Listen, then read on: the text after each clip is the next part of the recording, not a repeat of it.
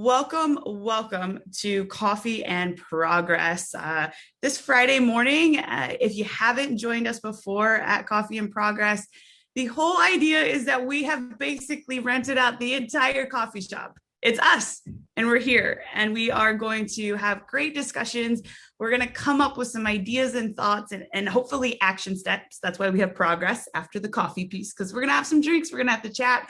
And then hopefully we have something that everyone on this call can take away, whether it's an action step, an idea, a resource, or, just maybe a new person to connect with on this call. So that's the hope as we always come out of Coffee and Progress. And I'm sincerely appreciative to the Women in Soccer Network for letting me be involved in this. My name is Candice Fabry. I go by the pronouns she and her. I am calling out of Kansas City, Kansas, where we are going to be wet for the next week and a half. So I'm a little bummed on that piece. And I've got camp next week. So hopefully that dries up and we can be out with the players.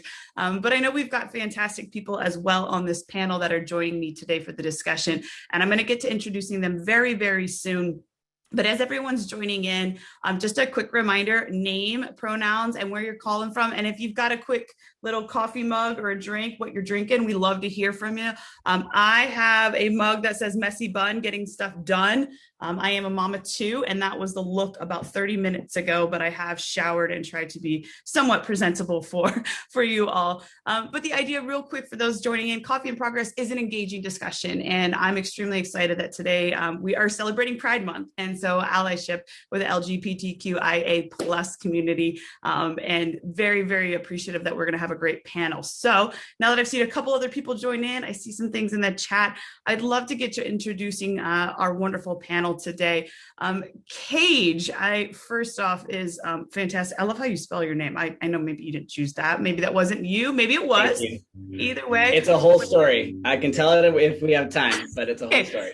We got a lot to cover, so maybe that's exactly. The call. Exactly. But Kaig is doing fantastic work in Portland, and I'm very excited. Portland, correct? Or Portland, Oregon. I nailed it. Okay. We've got really good people, so I'm trying to keep my notes straight. But Kaig, would you be able to give us just a quick little summary of who you are, what you're doing with the LGBTQ plus community with us? Sure. Yep. So I'm out in Portland, Oregon, and I run two businesses out here. I am the founder and executive director of Portland Community Football Club, which is a nonprofit soccer club specifically focused on providing access for low-income immigrant and refugee kids to play competitive soccer. So we are a competitive soccer club that is really reducing the barriers for kids who get left out of the exclusive competitive system.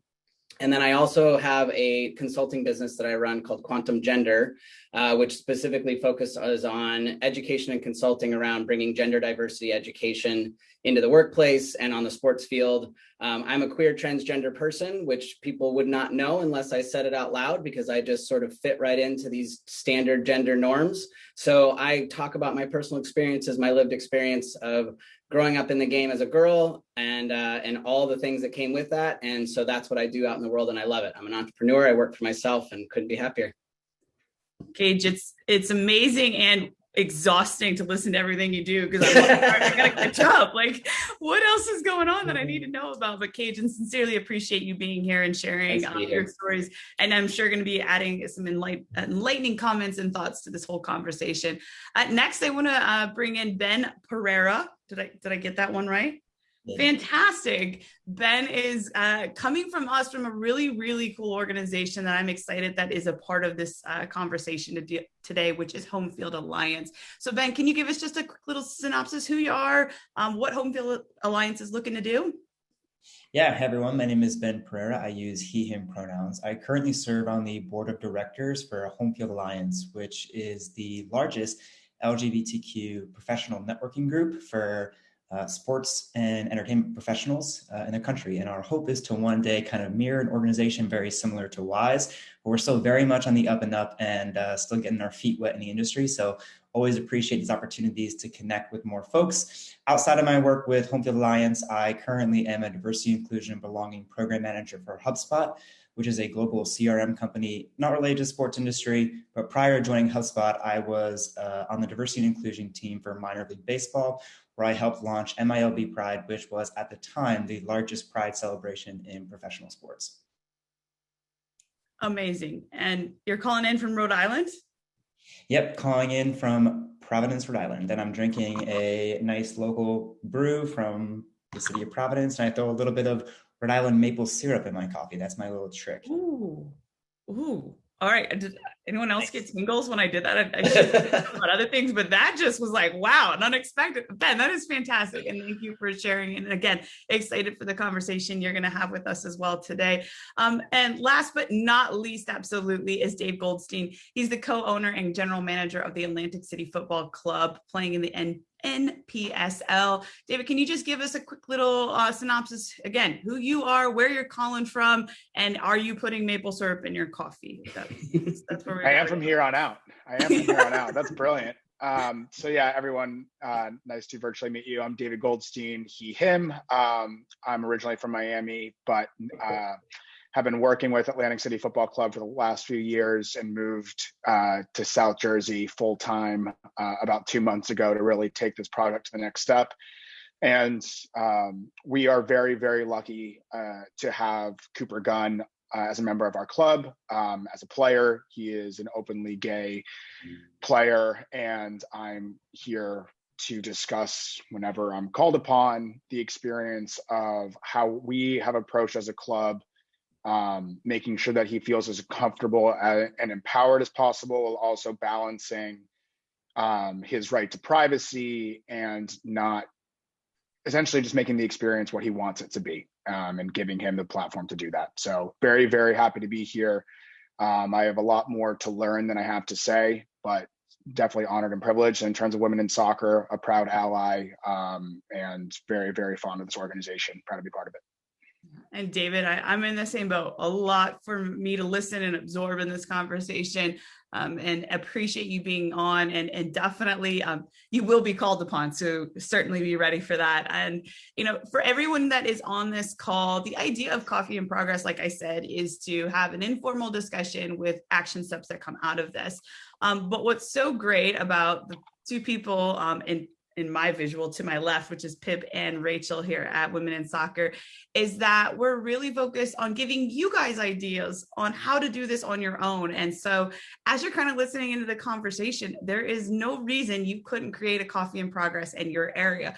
That's how I started it. It was informal on Zoom, and I had people in my community outside of my bubble that I brought in, and we hit topics from goal setting, sometimes parenting and being a coach, but also, important topics like today's allyship with the LGBTQIA plus. I want to make sure I hit all of those. So please, all right, Pip's giving me the heads up that I got it. Community.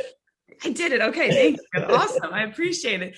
And I think that's the piece that, as we go through this conversation, Pip has got amazing resources, as she always does. Rachel has your chat with every sort of idea, link, anything. She's summarizing it for us as well there. The conversation should be easy flowing. So if you have anything to add, please don't hesitate. Use a little raise hand button. Rachel's going to help monitor that with me so that we can all really be in this conversation together. And so, on just a very quick note, I want to hand it over to Pip real quick to give just a quick introduction and letting you guys know what's going to come post-call in terms of resources that she's going to be able to give a convo to. So Pip, can you give a quick introduction and kind of let us know what Women in Soccer is going to be doing with this conversation post?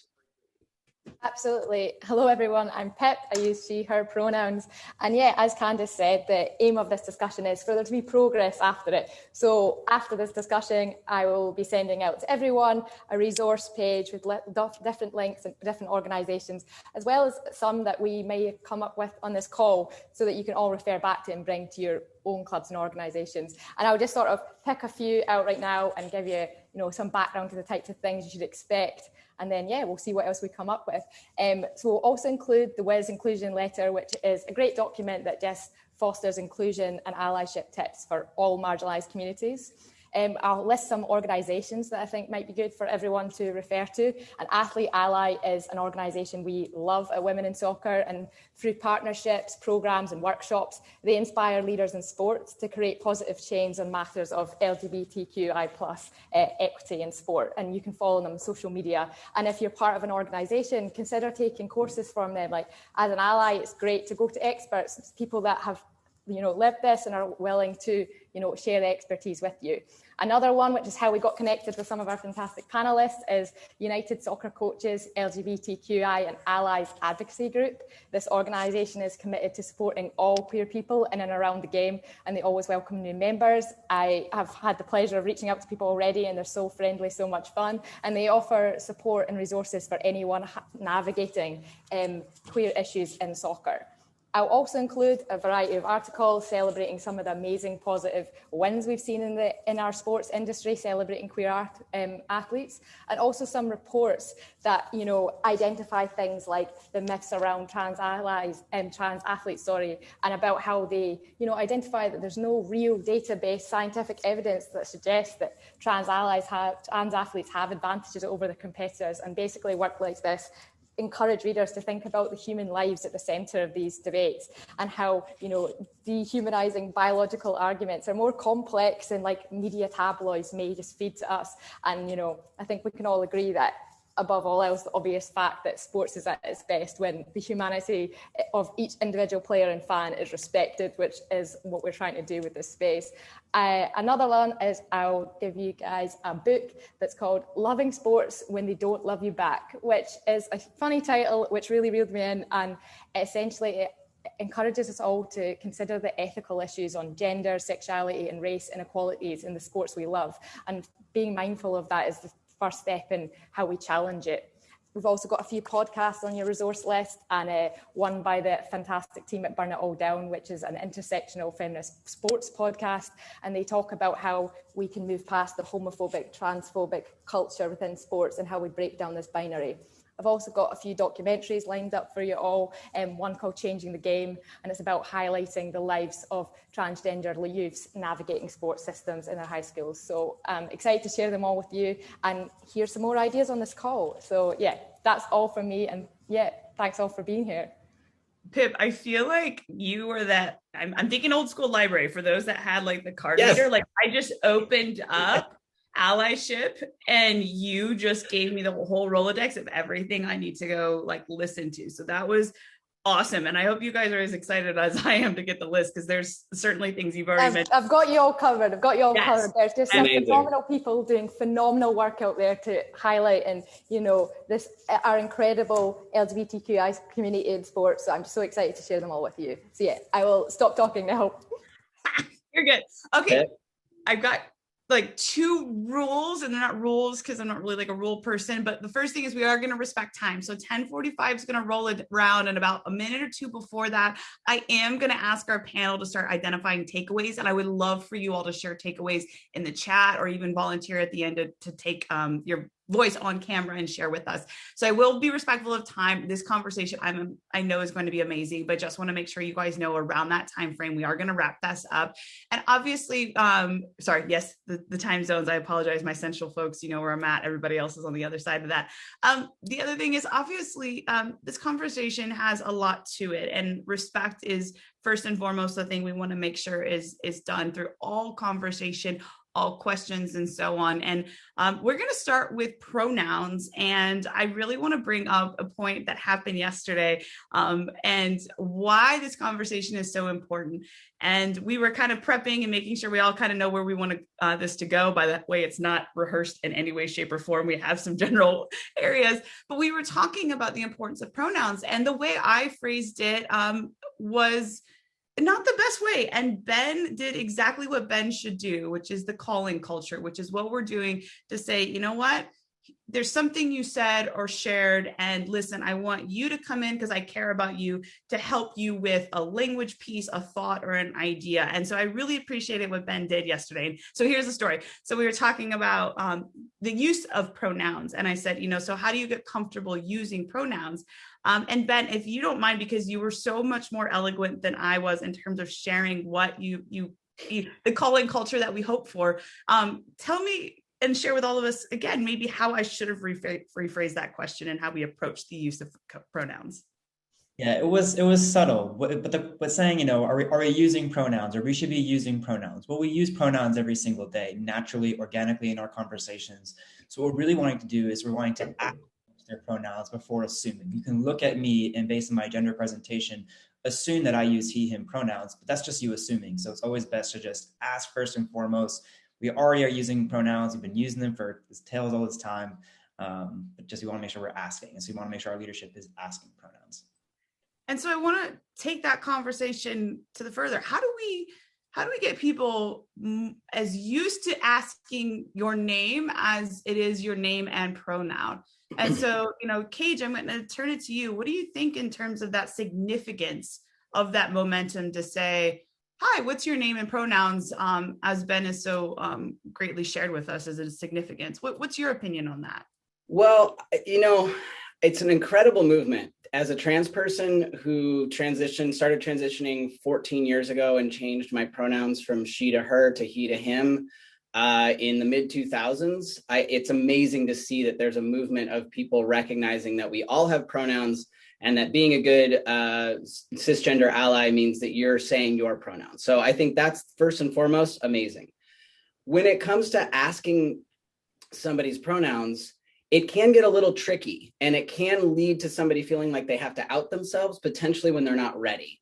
So I do encourage people to say your pronouns if you're feeling comfortable and you feel like that's a good space for you. And if you have a relationship with somebody where you can say, hey, I'm just curious what your pronouns are, go for it. If it's in a public space, if it's in a big meeting, it might put somebody on the spot. I'll give you an example. I was at a meeting a few years ago. I look like this, right? Everybody, like Ben said, there's an assumption of, oh, you use male pronouns. What's the big deal? Why would I guess anything else? But I was at this meeting where there was like 20 people around a table. The culture of it was to go around and say your name and your pronouns. And as it was moving around the circle and it was getting closer to me, I thought, how would I feel about this before I transitioned? If I was in the body that looked much more gender kind of neutral or gender non-binary or things that people didn't expect, would I want to say my pronouns are she and her? Would I want to say they're he, him, they're they, them? So the reason why I'm bringing that up is that not everybody's going to be in a place where they're comfortable to say, this is my pronouns, because they may not be out in every scenario. There's so many layers to it. So I think it needs to be an optional thing when it comes to kind of company group culture. I think allies should just have them out always and say them, but just know it's more complex. And that's why we have these conversations. That's what's so great about this conversation is we have to talk about it. We have to ask questions. You have to dig into the layers of it and not just assume that, oh, this is the trend and now everybody's going to be cool with this trend. That's an amazing point. And I think that point of comfort is something that, as an ally, by just simply doing the early things. So you jump on Zoom and it's in the parentheses right next to so many of our names. I think that is a huge step that I know I took on early on to show that it never has to be a question. It's just, I'm here. And if you're willing to share, mine. And I think that's such an important point, Kaig. And I sincerely appreciate you sharing. Interested, Ben, in your work and with HomeField Alliance, how is the pronoun conversation going and what work is being done, from you guys and the point of view of your work to really help shape this conversation better for not just, those that are in that decision making or trying to figure out their comfort zone, but even those that are outside and trying to understand the movement? Yeah, first, I want to certainly echo Kaig's thoughts on, not just immediately assuming that folks are going to want to share their pronouns. You definitely want to make sure you're kind of reading the room. And if this is a close friend of yours, then I think it's more appropriate to ask. If it's someone you don't know, when in doubt, just use gender neutral pronouns. And so, for example, let's say someone left their ball on the pitch and you don't know whose it is. So you go and pick up that ball and you go and you tell someone, hey, someone left their ball. And that's just like a very normal, you would say that with proper English, someone left their ball. You don't know if it was a boy or if it was a girl. And so I think using gender neutral language is honestly a lot more common practice in our society than we even realize. And when in doubt, use that language. Also, when someone gives you their pronouns, it's possible that they change as well. Working at HubSpot, I've had coworkers who some days they prefer to use more binary pronouns like he, him, or she, her. And some days they prefer to use they, them pronouns. And that's all part of the experience, and that gender is a construct and pronoun usage isn't going to be permanent. So if I say my pronouns are he, him at this point in my life, that doesn't mean they're going to be that for the rest of my life. So it's always just double check and to not assume at any point. In terms of what we're doing here at HomeField Alliance, it's just little things. I think putting your pronouns on your Zoom name takes assumption out of the equation. At HubSpot, whenever we have our new hire sessions and welcome all our folks, I ask them to do just that. Like it's one less step that folks have to question, and it helps everyone on the call be a little bit more intentional about inclusion. You guys are just, it's so amazing. And I had to kind of smile, and Pip, it's a conversation we were kind of having about if you're not just going to walk up to somebody and say, who are you dating? You're going to use, are you seeing someone? And that gender neutral language really helps everyone in conversation and not making an assumption because I'm a female, do you have a boyfriend? And so there was some of that conversation we were just talking about, that gender neutral language and how we do use it, so commonly, but sometimes we don't. And so how can we trigger those moments? And from the audience, as you're listening to these conversations and questions, please, again, ask questions, put them in the chat, raise your hand, any of it. It's an open book here of questions. It's not just the set of questions that I kind of have Rolodexing in my head right now. But from that, the thought of pronouns, with your organizations, I think, I know we've had conversations such on Zoom, put your pronouns in there. And I know I'm the founder of Fearless and Capable. And so for my mentors and mentees, it's a optional question for them to give me the pronouns, but it's a part of their registration and something that I want to put on the forefront, that as soon as they're coming into the space, they know that is something they have the option and availability to give us. But what about maybe some of the people on the call who are in organizations that the discussion of identifying pronouns is not even on the roadmap on the discussion board? What are some things, either from David or Kaig or really anybody on the call that could be done to start that conversation and the significance of it? What are some things that you guys would suggest? Open book. Anybody can chime in. I'll jump in real quick. I think, first of all, Candice, a question to you about Fearless and Capable. If you're in, and this is a kind of answer to this larger question, if you have pronouns as an option in your registration, do you also have different gender identities or an option for people to fill in their gender identity? Yeah. That's the other piece of this, is that it's pronouns and it's gender identity, and being able to make sure that people can identify how they feel comfortable, and giving options. I'll give you an example. In my organization at Portland Community Football Club, we're a youth soccer club. Because of who I am, because I think about gender the way that I do, in our registration form, I have 7 different gender options for parents to choose from for their kids. We just had our first trans-identified male player start with us this week. And it was so great to be able to talk with that mom about, here's how we set up our teams. All of our teams are co-ed. We have a mix of genders. We don't separate genders on our team. Everybody plays together. It's just how we do things.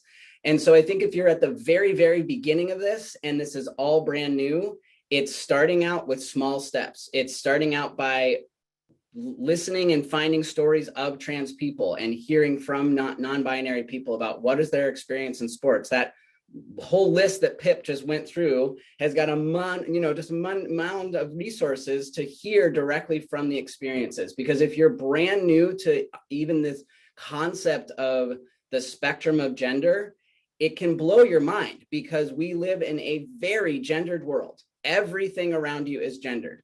And so if you're not used to looking at it, much like the way that we live in a very white supremacist world, if you're not used to looking at race, you're not used to analyzing your own privilege in race and gender, it can be a big, big thing to take on right from the beginning. So I always recommend that people start with hearing from stories, finding resources, and then start taking those steps to implement small things like, how do you ask for pronouns? How do you ask for gender identity? What does your onboarding process look like when people come on to work or play in your organization? Those are just a few little things, just for the sake of time. And I'm so glad you brought that up, because I did the research. So I was like, okay, I want to make sure that this is something. And so I did the research and I'll be honest, Kaig, and I didn't even realize the spectrum of the amount of genders that could be chosen. And that sparked me to go, okay, I need to go learn more. And I will say, for those that, Disney Plus, like I have 2 kids, as I said. So Disney Plus, I was so excited when I came into June, and there was all of these pride. It was a pride dialogue, or not dialogue, excuse me, just catalog of all of these short films and all that. And my children and I have been watching it all month long. But there was one about gender revolution that was hosted by Katie Couric, and I was talking to Pip a little bit about it. And for those that this is a newer conversation, or for those that maybe have parents, grandparents, that they're just kind of going, okay, wait, what is going on? They know Katie Couric. That was the Today Show host that was in the living room for how long? All right. So there's that element, and she goes through the process of herself learning about gender, the difference of gender and the use of pronouns and all of it. It was an amazing resource that you guys don't have to always go find someone that's living the experience. You can find amazing resources on your own. And so, Kaig, I appreciate you calling me on that, because it was something I wanted to make sure I was doing. Yeah. It's a huge point. So thank you. And I wanted to share that resource because it was one of those that it helped for some clarity. And Rachel, I saw you unmute. Would you like to share something? Yeah, I wanted to jump in. The timing of that, Kaig, was so poignant for me, because I was thinking about, as we were moving from pronouns and asking that question, Candice, of, well, how do you start the conversation around pronouns? Well, we also incorporate gender identity, just like you said, Kaig. And I was thinking about the women in soccer sign-on form. And when we were first approaching this, understanding, yes, we are called women in soccer. That seems very gender specific, but we are incredibly welcoming and want to embrace all people from all different gender identities, with all different gender identities. And so we wanted to make that apparent inside of our form. And we listed the following, and I'll send it in the chat, and the following different gendered identities, as well as the option to include your pronouns. One question we received, a comment, I should say, from a member signing on recently was, can we include an all of the above option? And for a moment, I really had to sit and think about it. And I actually just posed this to the internal team of, do we add multiple, I'll send the list now, so maybe this can help the discussion, but do we incorporate that all of the above option kind of carte blanche based on the request? Or do we start incorporating multiple options, like like a slash, to incorporate multiple identities? So currently we have them listed as woman, man, trans woman, trans man, non-binary, genderqueer, another gender not listed above, and prefer not to say. And so then the addition would be all of the above. And I'd love to pose this to the audience to hear feedback on the all of the above mention. And additionally, if we can do better in this. I did see Ben unmute. Ben, were you? Yeah. Quickly here. So this is a good list, and I'm glad that y'all are being super intentional about not putting gender into a binary box, but as room for improvement here. Trans women are women, trans men are men. In this form, you have select women or trans women. What it really should say is cis woman, cis man, and then trans woman, trans man. Because in this form, I'm assuming now that to be a woman, this means you're assuming that women are cis women. So you should just remove that assumption from the equation, label it as cis women, and then you wouldn't have an all the above option, because someone wouldn't say they're both a trans woman and a cis woman. But it's complicated because you are both a trans woman and a woman, because a trans woman is a woman. Ben, would you mind real quick just defining kind of what cis means? Yep. So cis means cisgender. So that is just you were born in the sex that you currently identify with in your gender and how you present. Perfect. Yeah. I've heard it. And Thank you so much.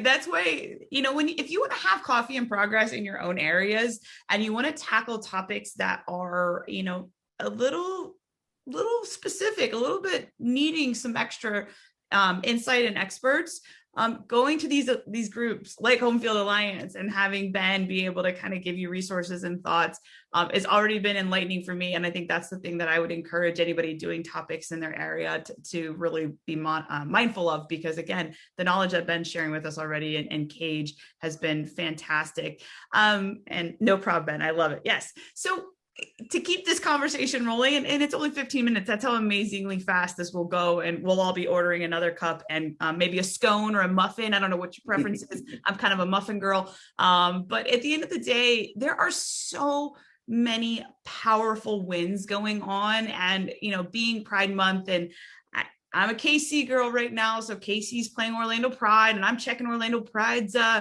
Instagram to see who the lineup is. Is Marta going to play? Is she starting? Where's Marta at? Where's Marta? Because we all want to see Marta play.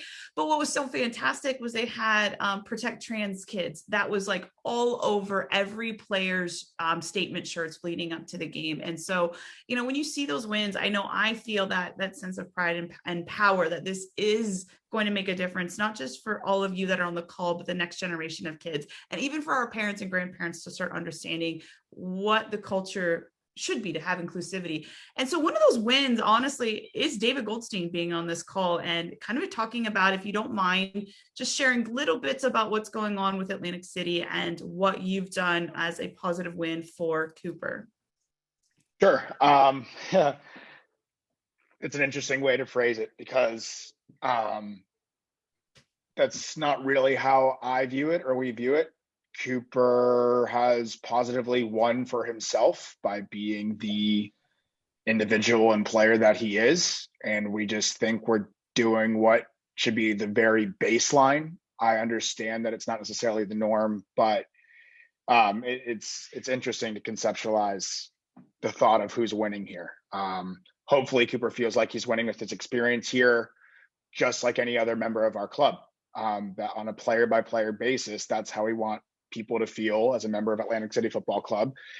And the way Cooper came on our radar is one of our social media directors has a podcast, Women in Soccer plug. It's the Full Kit Wankers and Andrea Pilar, who's part of Women in Soccer, who was our social media director before she got poached by Gotham. And I'm not salty about it, but clearly I am. Cooper went on their podcast and just reached out. Andrea let me know, like, hey, like, he's looking for a summer team. And just like I get emails all the time from players who are looking for a summer team. And yes, certainly wasn't lost on me to that, you know, having the conversation with him, and when there was mutual interest of bringing him on board, it'd be an opportunity to give someone from a marginalized community the opportunity that, you know, he might not have gotten elsewhere. But our approach to it was, if he meets our criteria for footballing ability, but more importantly, his personality, ethics, etc., the other stuff those aren't boxes to check on whether you get to be an Atlantic City Football Club member. So he's on our reserve team. He practices and participates in friendlies, and will participate in competitive games in July with the first team. He's a captain of his Division III team, a fantastic leader for them. He's really carved out a role for himself here. And yeah, it's a careful balance between making sure that he is he feels equal and that decisions are fair. And I'm sure there are decisions both on and off the field that he hasn't been happy with, just like any of the other guys. But I want those decisions, his experience, not be defined by his identification unless he wants it to be. So the flip side of that is we want to treat him fairly and equally, but at the same time, I want to be as much or as little of a platform for him as he wants. He might have wanted to come in, never say a word about his sexuality. He identifies as queer. Sometimes he identifies as gay as well. So, and I think I said gay before, but just wanted to make sure he usually leads with queer. If he wanted to come in and never mention it, he can come in and never mention it. If he wants to talk about it in front of the team, which he did, and he had a really powerful hour or so long presentation about his experience. We want to be a platform for that, but really it's not being blind to the fact that there are unique considerations when it comes to having him be part of the club, but the level of respect has got to be equal, if not more, for taking the chance to play for us. So we're proud of him.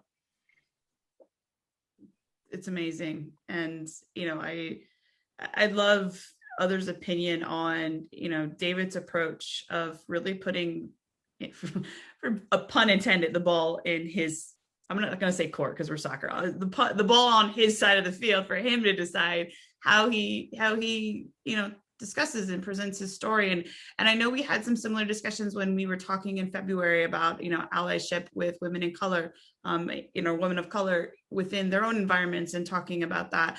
from anyone's perspective, what are some of the positive wins that are going on within the game? We've got a handful of ourselves if we can't, think of some, but what are some experiences that are positive towards that light of giving this airtime, giving it social media time, giving it media time, giving it just personal time to have these conversations with people really that are setting and paving the way for so many others to come and live, the NFL player, for instance, coming out, last week, I don't know what week I'm on, but yes, those types of things. Anybody have some other positive wins they'd love to share with the group?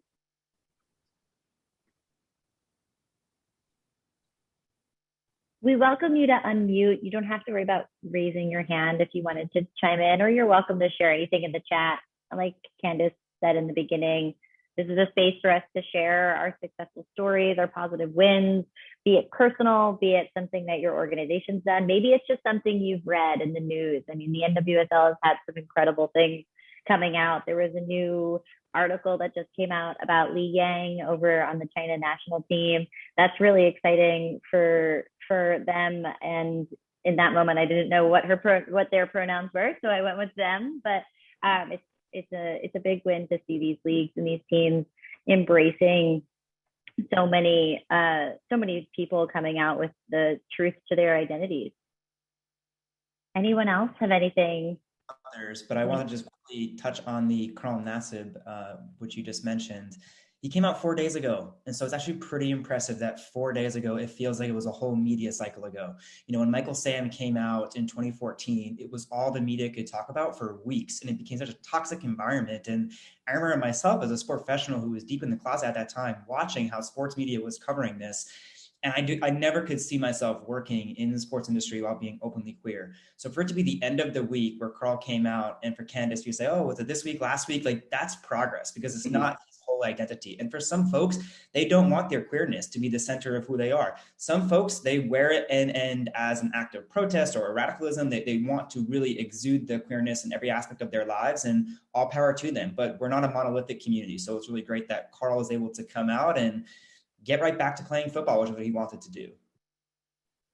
Absolutely. Follow up on that. There are, through the course of my first season where we're actually playing as a GM, there are a lot of different memories, and some of them are on the field related. But one thing I know I won't forget was Cooper was coaching at our youth soccer camp that we're doing with the local club. And I got the text, or it might have been ESPN alert or something on my phone, that Karl Nassir had come out. And when I showed him that article, the look on his face, like just the pure pride and joy, and that, I can't remember what the score was from our games 2 or 3 weeks ago.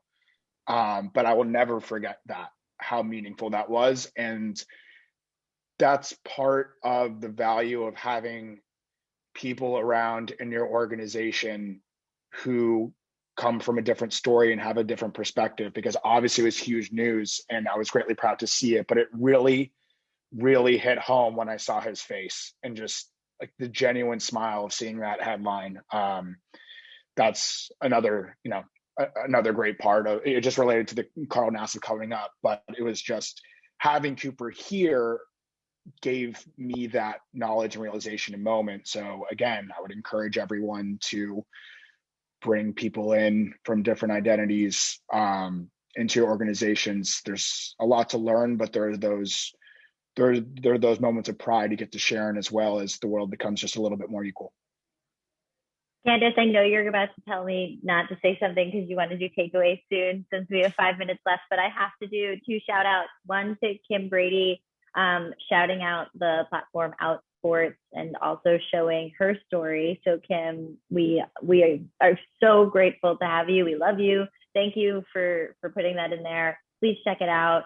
I know you are inspiring so many more, not only at Cal, but throughout this network. And then also, we're really excited. I think I saw Betsy on the line from the USL, Lizzie Seedhouse, one of the EVPs at the USL. She was just nominated for I want to get this right, I have it written down, the 2021 Business of Pride Award. She was one of the winners, and she's been doing some great things. I will put this Shout on LinkedIn. So we are really excited to work with you, Sal, but no, we're really excited about the incredible wins that are happening for so many of you in our network. Please keep them coming. We like to shout them from the rooftops, and we'll continue to do so. I do think I saw some people unmuting kind of during that. I try to keep an eyeball. So if you did unmute, I'm going to kind of keep our panel silent for about 30 seconds, see if you guys had a conversation or something to add. Yeah. Go ahead, Christina. How about this? Okay, Christina and then Everett. I'll play mommy teacher here. So Christina, would you mind sharing? Yes. Yeah, I was two things. One, like in the media, and I guess one personally, Sha'Carri Richardson, the track athlete who just made the Olympics. I think, she's obviously an incredible athlete, right? But she's also a queer woman. And I think it was important. I think, Ben, you were saying like her whole identity isn't that she's a queer woman. She's like, when I'm out on the track, my athleticism speaks for itself. And that's what really needs to be shining when I'm running. And it was really cool to like see that, because like I didn't know, like growing up, like women could be gay, which is why it took me till I was 20 to figure it out. And so like to know that it's possible, and so many people are going to get to see that, little girls who run just like her, or just little people everywhere are going to get to know and see that it doesn't have to be everything, but it's still something that's really important.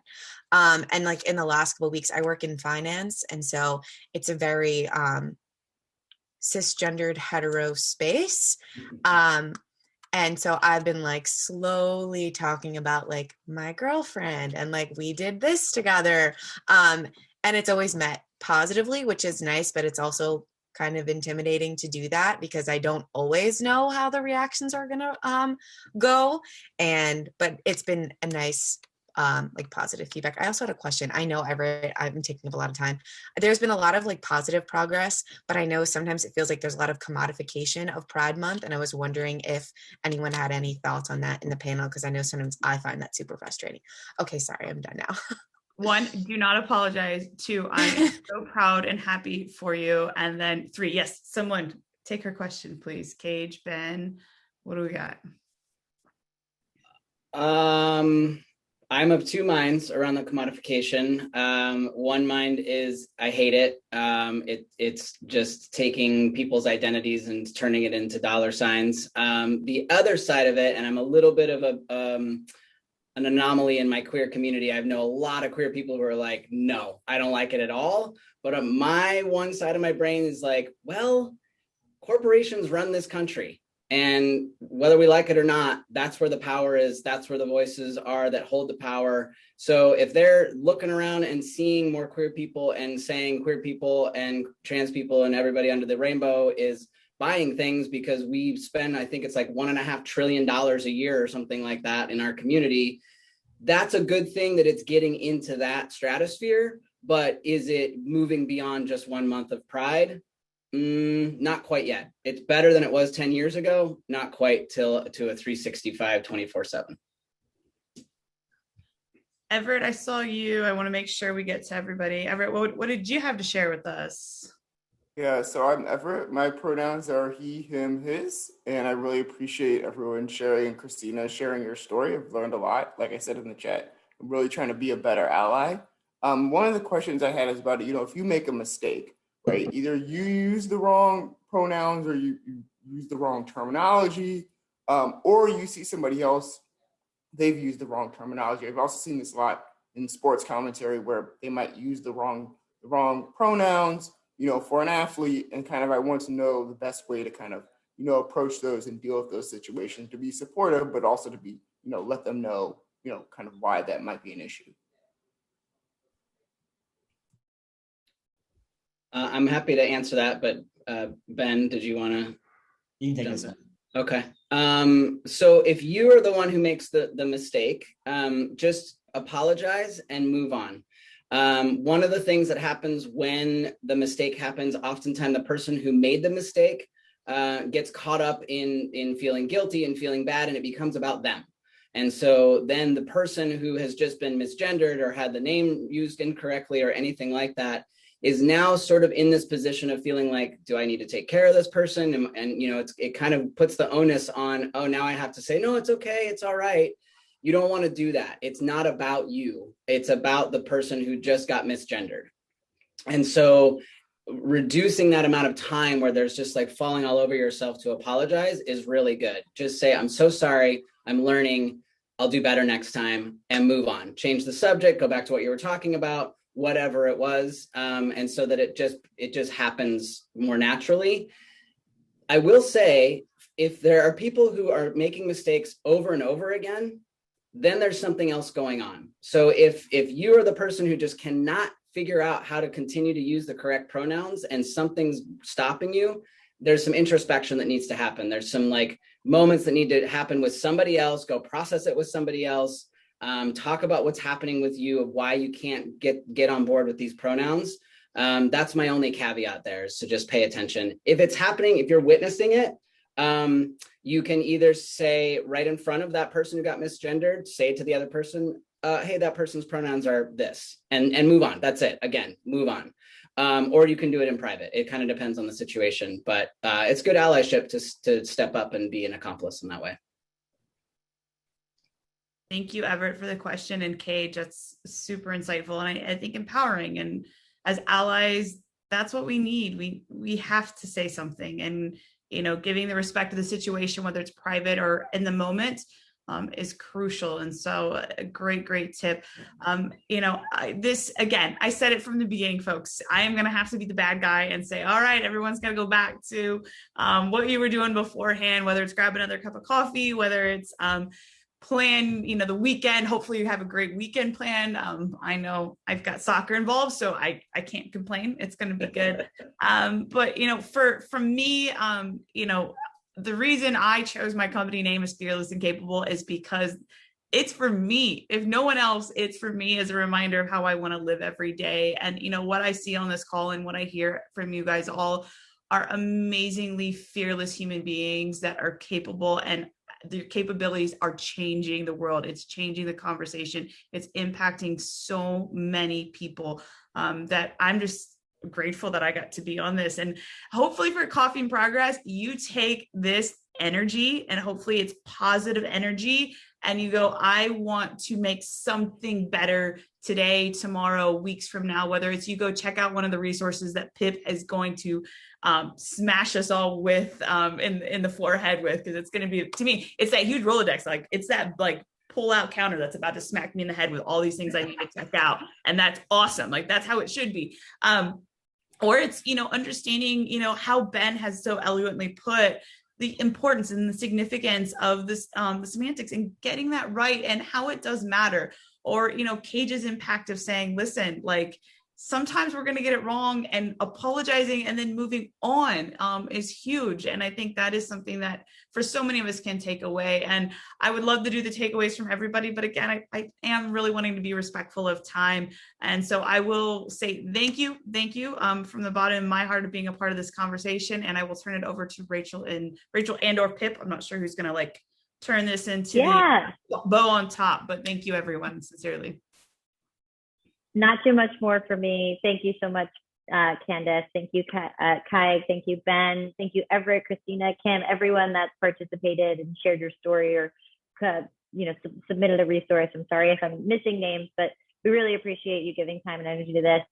We need to continue to be allies in this LGBTQIA+ community. Don't stop day in and day out. It's the end of June. That doesn't matter. There's a lot more of this year. And David, thank you so much as well for being here. Happy Pride. Yes, Kim, Pip, if you wanted to say any last thing, jump on in. No, just thanks everyone for being there. And I think one of the most exciting things I think about the sports community, and I believe we've highlighted, it can be an arena that's really unwelcoming to, people in this community. But I think one of the things that have instilled the most confidence in myself as a queer woman is sports and the communities and the connections we have for people. So let's all flip the script and make our sporting organisations and clubs the place where people are proud and confident. So yeah, thank you all for being here. Love it. Happy Pride, everyone. Together we win. Together. Come on. We got this, guys. Have a great weekend. Enjoy your coffee. See you, everyone. Bye, guys.